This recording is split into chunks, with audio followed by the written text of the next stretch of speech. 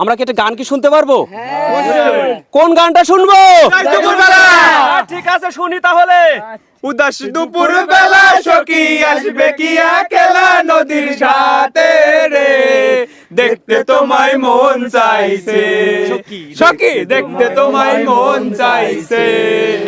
হ্যাঁ, সুপ্রিয় দর্শক মণ্ডলী, জানি না কে কার মন কেড়েছে, কিন্তু দেখা যাক এই তরুণদের কাউরি কেউ মন কেড়েছে কিনা আমরা একটু জানার চেষ্টা করি। আপনারা তো একা এসেছেন, কারণ কি আপনাদের গার্লফ্রেন্ড কোথায়? ভাই গার্লফ্রেন্ডের বাসা অনেক দূরে, যার কারণে আমরা এসেছি এবং এই ফুলগুলো নিয়ে যে তাদের কাছে পৌঁছে দেব, এই মনোভাব নিয়ে আমরা এসেছি এখানে। ফুল আমি একজনের দেওয়ার নিয়েতে আসা হয়েছে, বাট তার বাসা তো অনেক দূরে।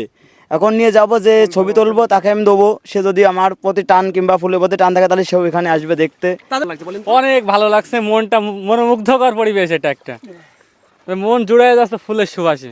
সাদা ফুলের ঘ্রাণটা কেমন? আপনি শুকলি বুঝতে পারবেন। অসাধারণ। অসাধারণ। এই যে ছোট ছোট সব বন্ধুরা আসছেন, বান্ধবী না থাকলে কি ভালো লাগবে এই জায়গাটা? বান্ধবী আসবে ফুল দেখার পরে?